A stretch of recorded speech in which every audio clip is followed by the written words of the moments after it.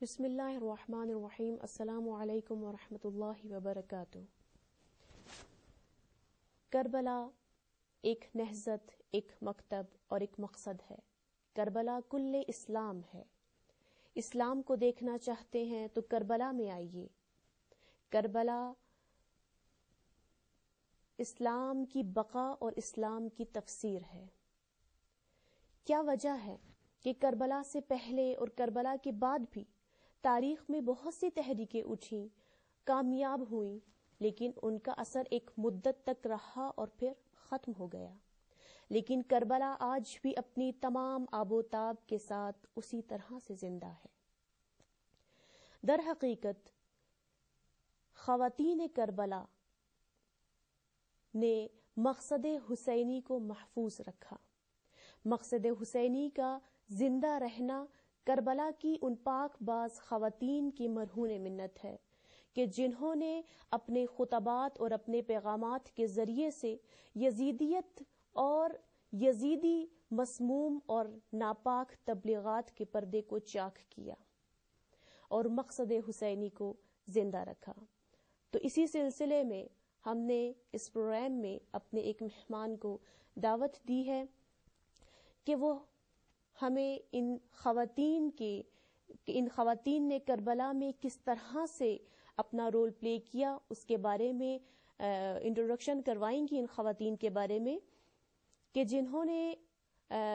خواتین کربلا بلکہ تمام خواتین کے شعبے میں اپنی نہایت خدمات انجام دی ہیں. تو آئیے ملتے ہیں. السلام علیکم. وعلیکم السلام ورحمۃ اللہ. سب سے پہلے تو ہم ان خواتین کربلا کے بارے میں جب سوال کیا جاتا ہے تو سب سے پہلے جو سوال ہمارے ذہن میں کلک کرتا ہے وہ یہ کہ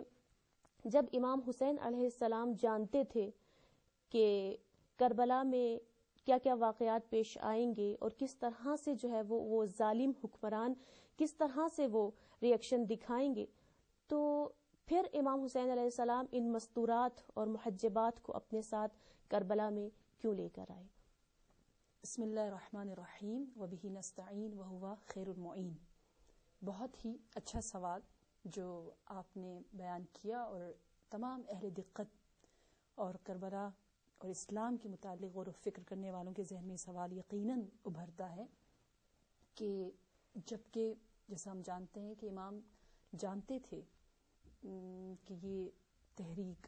اور یہ قیام یقیناً برپا ہوگا، قائم ہوگا، اس کے باوجود آپ کیوں اہل حرم کو، اہل بیت کو اپنے ساتھ لائیں؟ اس کے متعلق اہل قلم نے دو تین وجوہات، دو تین جوابات اور ریزنز بتائے ہیں، وجہ بتائی ہیں، جن میں سے ایک اگر آپ یوں سوچیں مثلا جو عام لوگوں کے ذہن میں آتا ہے کہ کیا یہ وجہ تھی کہ امام حسین اپنے ساتھ مخدرات اہل بیت کو لے کر آئے، کہ یوں بتایا کہ ہو سکتا ہے کہ اس خوف کی وجہ سے ہو کہ اگر اہل بیت کو امام حسین علیہ السلام چھوڑ کر جاتے مدینہ میں تو عین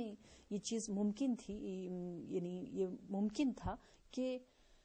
آپ کو کربلا میں اس طرح سے آپ پر حملہ کرتے ہوئے وہاں اہل حرم کے ساتھ یزیدیت جو ہے وہ بدرفتاری کرتے یا ان کو قیدی بنا لیتے اور ان پر مسلط ہو جاتے، اور یا ایک جو آج کل کے دور میں ہوتا ہے کہ جی پریشرائز کیا جاتا کہ امام سے یوں کہا جاتا کہ آپ تسلیم ہو جائیں، آپ بیعت کر لیں، جس مقصد کی خاطر یزیدیت نے حملہ کیا میرے مولا پر، تو آپ تسلیم کریں ورنہ ہم آپ کے گھر والوں کے ساتھ یوں ظلم و جور کریں گے. تو وہ جو پریشرائز کرنا چاہتے تھے تاکہ امام کو تسلیم کرتے اپنے اس ناپاک مقاصد کی خاطر، تو شاید اس خوف کی وجہ سے امام اپنے ہمراہ لے کر آئیں. بعض نے یوں بھی کہا ہے کہ یہ بھی ممکن ہو سکتا ہے. اور تیسری وجہ جو بتائی ہے وہ یہ بتائی ہے کہ یقیناً امام علم کامل، یقین کامل کے ساتھ ایک بہت عظیم ہدف کے ساتھ آپ نے مدینہ کو وداع کہا، آپ نے مدینہ کو چھوڑا، آپ یقین کے ساتھ آپ نے قدم اٹھایا اور آپ نے اہل حرم کو ساتھ لیا تاکہ اپنے اس عظیم قیام اپنے اس عظیم مکتب کے اہداف، مقاصد اور جو یزیدیت نے جو غلط پردہ لوگوں کے آنکھوں پر ڈالا ہوا تھا اور اپنے حقائق کو چھپایا ہوا تھا، ان کو ہٹانے کے لیے، جو کہ مقاصد حسینی میں سے ہے، اور قیام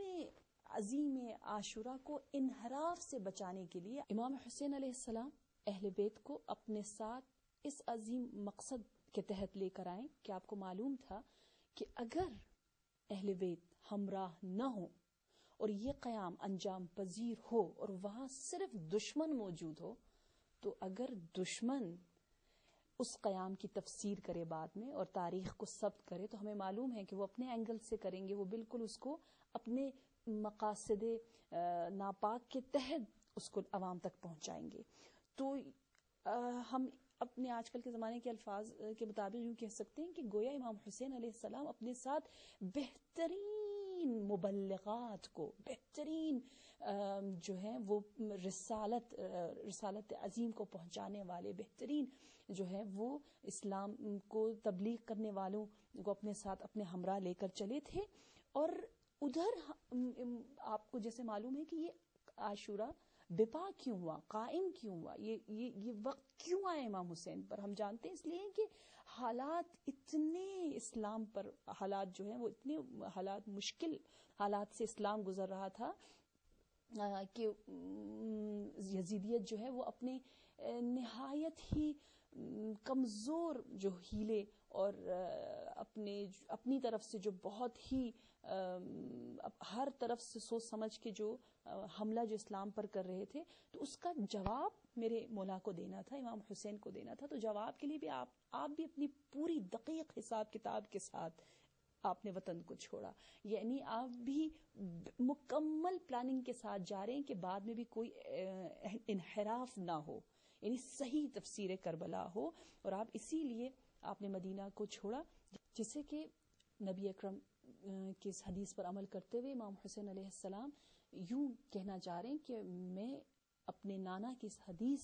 کے مطابق، کہ جیسے میرے نانا نے کہا کہ جب بدعت اپنے عروج پر پہنچ جائے تو جس کے پاس علم ہو اس پر واجب ہے کہ وہ آ کر لوگوں کو بتائے اور بدعتوں کا خاتمہ کرے.